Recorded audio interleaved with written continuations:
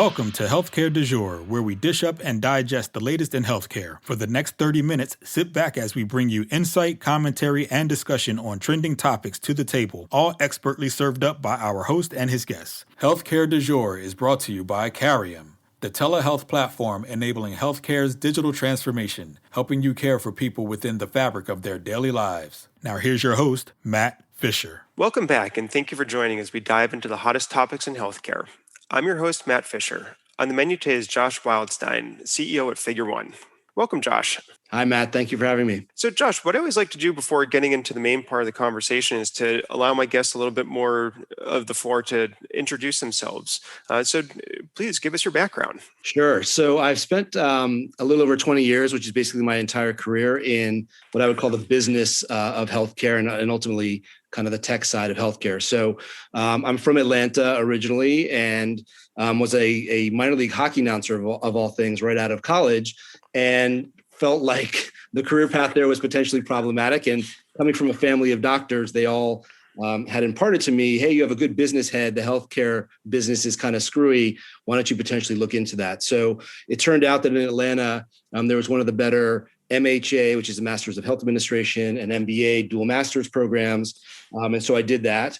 I thought maybe one day I'd want to run a hospital. I spent a year doing that and realized I definitely don't want to do that. Spent 2 years in consulting with healthcare clients, kind of in a boutique practice of Accenture. And then lo and behold, kind of as the internet was really growing quickly, WebMD was very early in its kind of evolution. And I joined there kind of as a first product manager and worked my way up. Spent ultimately 6.5, almost 7 years helping first on the physician side, then the consumer side, helping grow that business. That business ultimately went public and I left and have my own consulting business working with many startups, tech startups who are looking to compete with WebMD, really mostly on the strategy and business development side. And then joined Figure1 as a consultant initially. I knew the prior CEO socially to help them figure out how to monetize and commercialize the business. And then in late October of 2019, I took over as CEO. So kind of as you said, when you initially got into the business side, you thought you'd be running in a facility. So kind of what drew you more onto the technology side?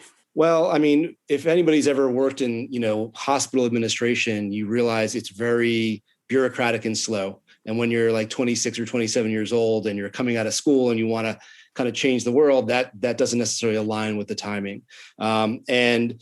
As technology was really starting to grow rapidly, it became very clear that, it was a younger person's game, so to speak. And it was also, where the future of healthcare was ultimately going to go. And so traditional healthcare for me kind of left the rearview mirror very fast once I kind of saw those opportunities. So, kind of as you described your career path, what are some of the more appealing or what are some of the opportunities that drew you to Figure1 in the space that it operates within? Sure. So it's interesting. I knew Greg, as I mentioned, socially, just through my wife. I had no idea that he was even in healthcare. We were living in New York City at the time, and we would meet him just to meet up and catch up. And one day he mentioned that he has this platform with all of these physicians, and he wasn't quite sure what to do with it. And, having spent my whole career in the space, I knew that if you had something that really attracted physician engagement organically, there are a lot of different ways to try to commercialize that. And so, as I said to him, the opportunity was so compelling to me that I was willing to have a boss for the first time in 9 years because I had been working for myself. And so I was excited to come in and help kind of evolve the business and move it forward. And kind of as you just said, having the physician involvement and engagement is not something that you necessarily hear too much, especially early stage with technology. So do you have any thoughts in terms of what it takes to actually drive physicians to engage with the digital tools? Well, this is part of why I was really compelled by Figure1, is especially having been at WebMD and then consulting with a lot of other companies in the space. And I actually had, right when I left WebMD, authored kind of a piece that was published in a financial website of all places called Seeking Alpha, really around kind of the lack of return on investment for a lot of the advertisers or people trying to reach physicians. Ultimately, to be able to organically deliver value to doctors is a very hard, it's kind of like saying, how do you create chemistry on a baseball team or a football team? You really don't necessarily have a golden formula to do it, but you know it when you see it. And in the end, it's kind of like any other piece of technology in the sense that when there is a very clear value proposition to the end user, the value will then grow organically through word of mouth and other kinds of things. And that's really what powered Figure1. It was all and has been all word of mouth growth up to and now really over 3 million registered healthcare professionals all time. And that's growth organically through 190 countries around the world, which is pretty amazing. Do you think it helps to have, kind of a diagnostic grounding, or is there not really, I guess, any secret sauce when it comes to, that type of a background? I think that healthcare, I mean, as you well know, it's very fragmented. And so there are a lot of people, I think in the beginning of my career, you would see a lot of companies trying to attack things very broadly and not doing anything really well. I think, in the last, handful of years, the companies that have really started to move things forward in a meaningful way are getting very deep in one kind of niche. And so it's both patient improvement, ultimately, been improving outcomes for the patient and making the clinician's life easier, whether that's either convenience or the ability to better improve the outcomes for their patients. And so I think ultimately that's where a lot of the value has to come. In the end, you're talking about an audience that is very inpatient, very busy, and the value has to be uber clear and very compelling right away. No, and I definitely agree with you in terms of the very busy, and I think that ties into the frustration that a lot of technology solutions have either interfered with or interrupted workflows and have not made things easier. Yeah, and I think that's right. I mean, I think a lot of what we hear, and especially from clinicians that value Figure1, is that it is both very simple to use, much less restricted than something like an EMR. And, as you well know, physicians today are spending way too much time, as kind of, dealing with paperwork and other kinds of administrative functions. And so Figure1 and other tools that offer a similar value allow you in a very quick and simple way to pick up the phone or go to your laptop and do something fast that offers high value and kind of high impact. And thinking of what you just said of the simple means of doing something that's high value or high impact, do you see particular use cases that are easier to identify where that impact or that value with?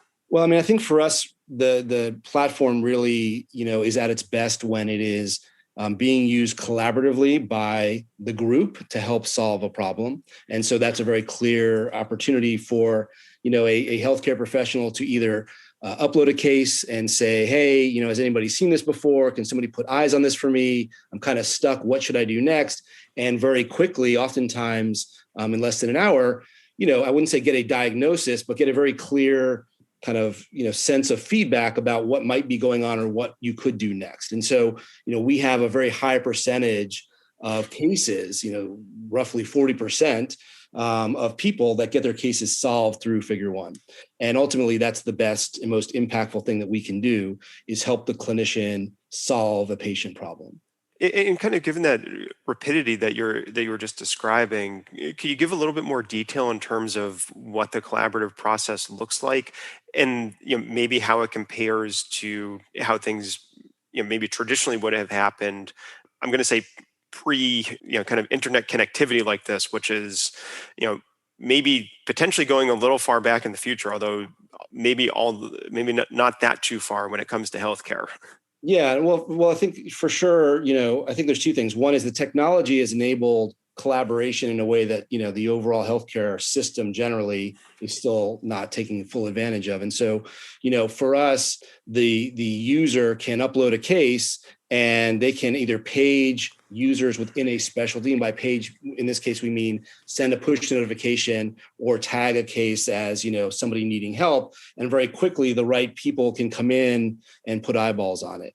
I think that what we see and when we talk to clinicians is that even today, and I'll give you one use case. We were speaking to a large oncology department within a very well-known hospital. And the physicians were saying, look, if I want to get somebody to look at a case for me, I either have to run into them in the hall, run into them in the physician's lounge, or I have to reach out, and maybe they're at their kid's soccer game or something like that. And so, there are all sorts of things that even today make it difficult to do something very simple, which is, hey, Matt, here's a case. pick up your phone, take a look, tell me what you think, and then go back to enjoying the soccer game or whatever else you might be doing.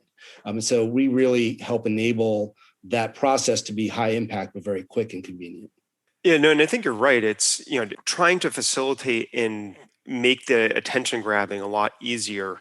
I think kind of at the end of the day, as you're implying, one, it's going to help deliver more effective care for patients and hopefully produce, better outcomes more quickly. But it's, it also goes back into what you're saying of just the streamlining, not just for the physician or clinician who's seeking the input, but probably also for the clinicians on the other side of being able to deliver that additional information or that input that's being sought. Yeah, that's a big part of it, is that there's a collegiality that's built in for people who want to come and help out colleagues.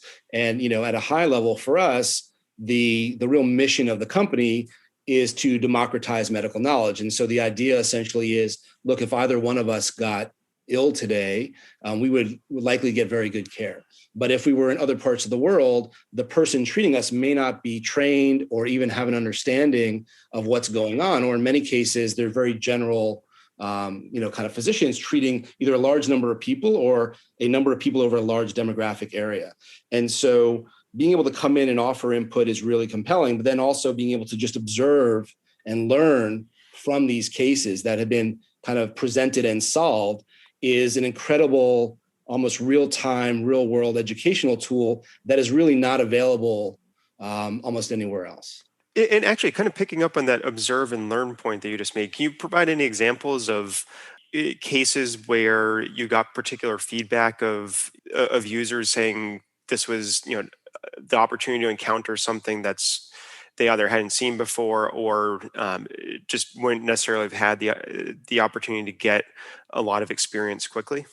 Yeah, so we have a wide variety of cases that get posted, and it really is interesting because the users of Figure1 range from, medical students who have a thirst to see everything up to, kind of the more established physicians. And so, if you are somebody who is just looking to see a classic presentation of X, Y, or Z, we offer that. And you can come in and say, wow, this is really compelling. I haven't seen this before. This is a great learning tool for me to just be able to get kind of a clear understanding of how a case that may be very basic gets presented. We also have a lot of rare disease, which is very interesting. And we see cases from all over the world that you may never see in your entire career. And it helps physicians or other HCPs identify some of the trademark characteristics to potentially be looking out for these things. And then, of course, we have everything in between, which is, a more complicated version of something that might typically be, straightforward and goes off the rails, that kind of thing. So these are learning tools that we see feedback on every case that really varies depending on where the physician or the HCP is in their career, but it's universal in terms of the value. And so medical students all the way up the line comment about, the compelling nature of what these people are learning. And I think one part of what makes the platform very compelling is that you can come in and not have to be kind of interactive or socially engaged to derive an incredible amount of value. So we have 100,000 cases. And if you don't want to comment, or if you don't want to upload, or if you're not somebody who wants to come in and add your 2 cents, you are still getting access to the largest, or at least one of the largest real world case libraries that has ever been put together. And so it's an incredible learning tool kind of in a passive way. Yeah, I think that's very interesting. And for those of you just joining, I'm talking with Josh Wildstein from Figure1. We've been talking about kind of digital collaboration and sharing of case studies, and kind of picking up on the last points you were just making, Josh.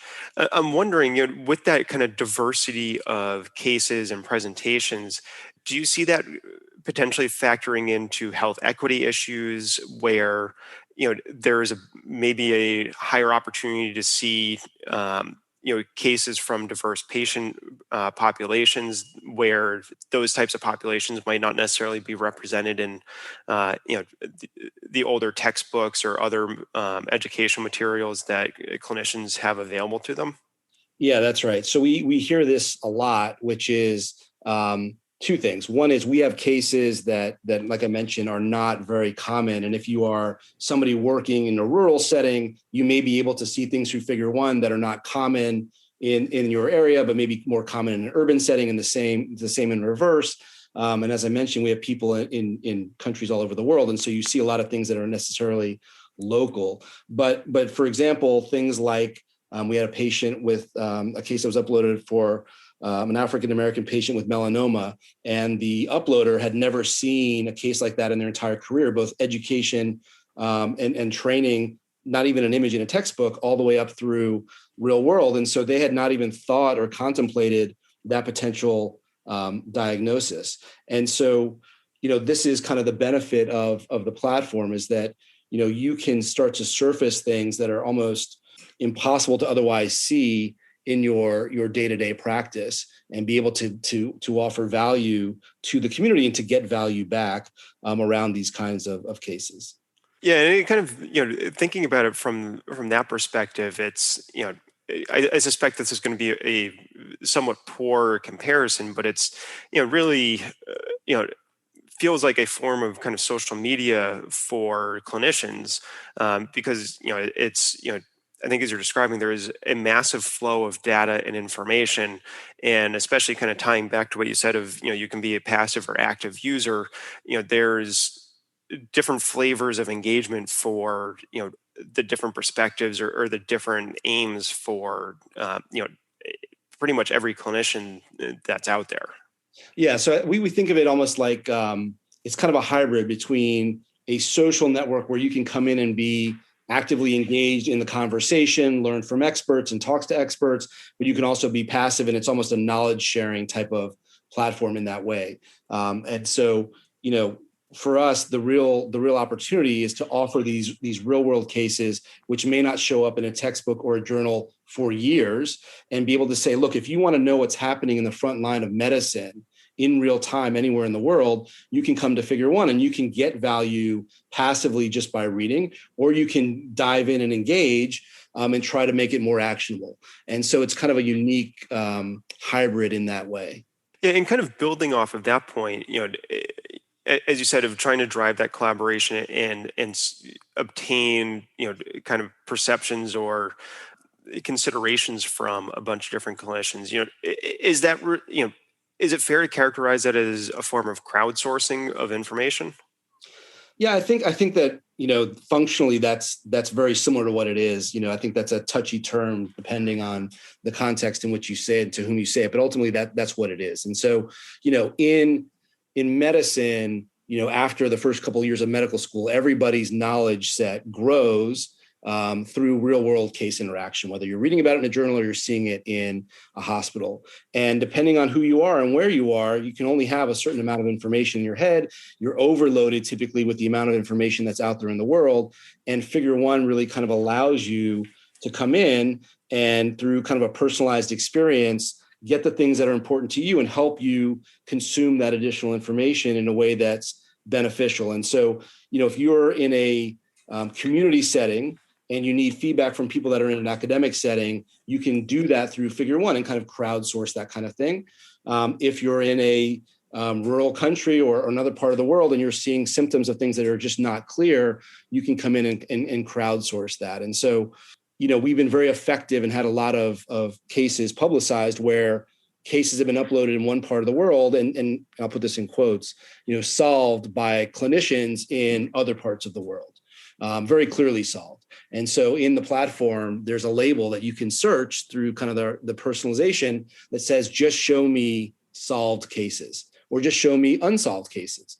And so it's a very quick way to kind of get a lot of value in the way that you want it.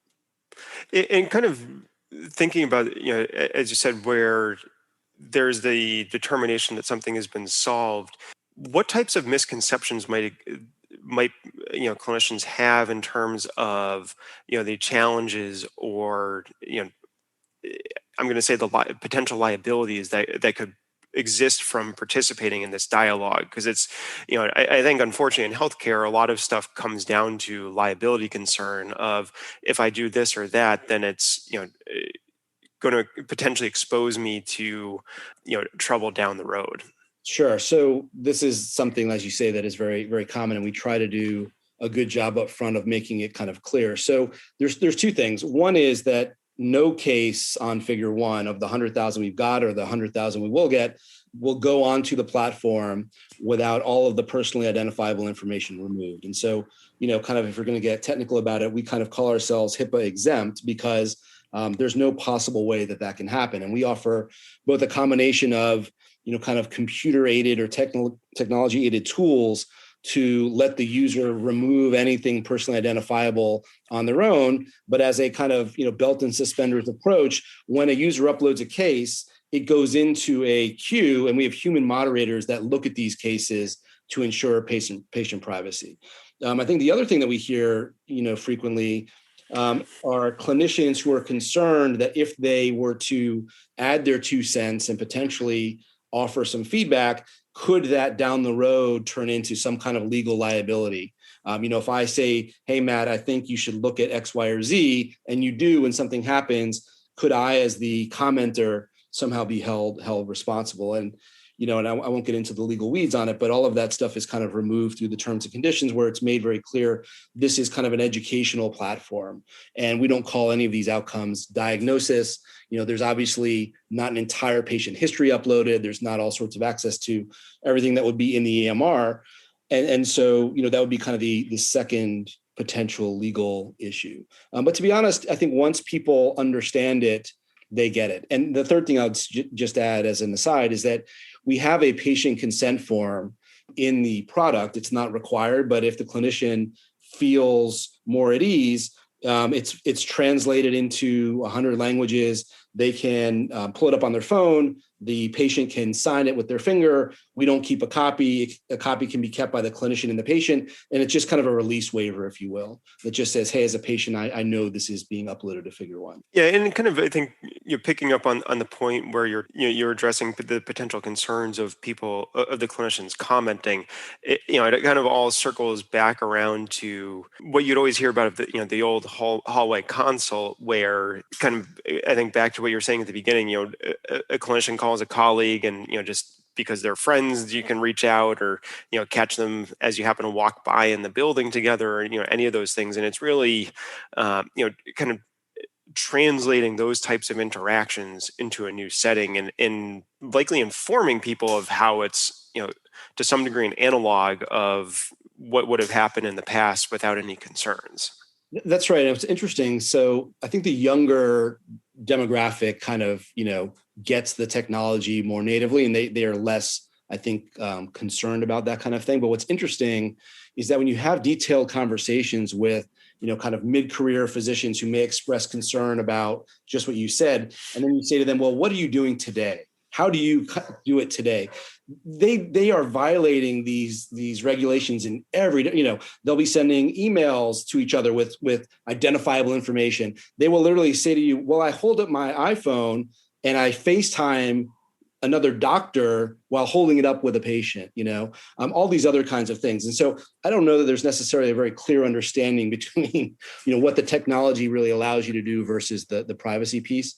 But I will say that I think we've done a good job of making the uploaders and the community members feel at ease around this kind of thing.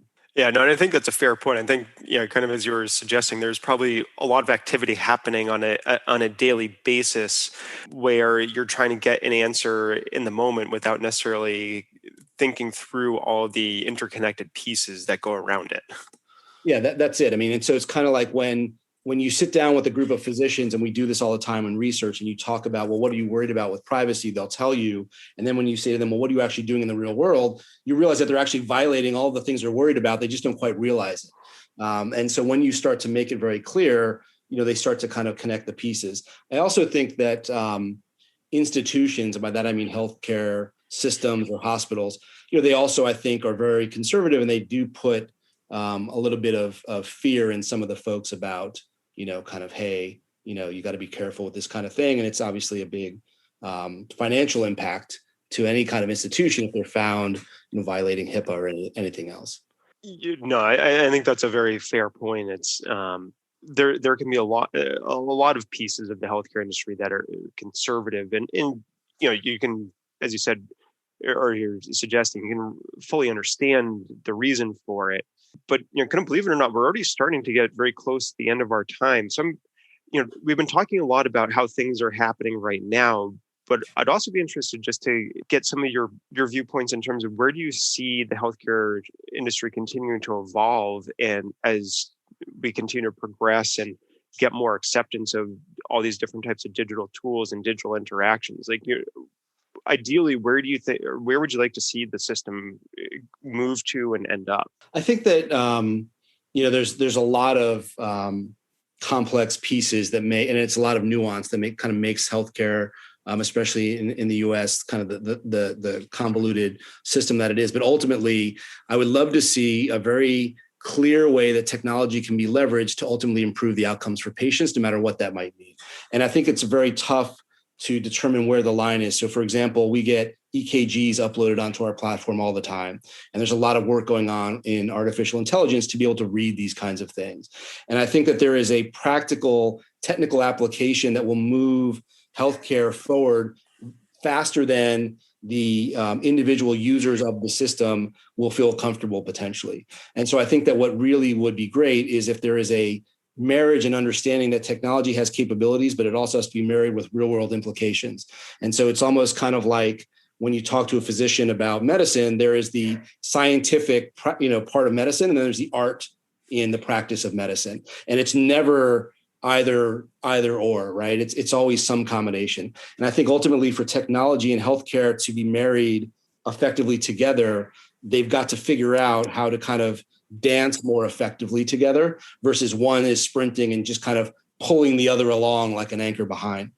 Because ultimately, it's the individual user that has to feel comfortable with the adoption of the technology. No, and I think that's a great point. It's, like with so many of the new concepts or new ideas that are coming out, it's all about trying to create a continuum and, as you said, how to get everything married together as opposed to suggesting that they're replacements and that you have to wholly get rid of what had been done in the past. But believe it or not, as I had said, we're already out of time. I want to thank my guest, Josh Wildstein, for a great conversation today. Thank you, Matt. It was great. Appreciate it. And thank you to everyone listening. Keep the dialogue going and connect with me at #HCDEJURE. I'm Matt Fisher. Until next time.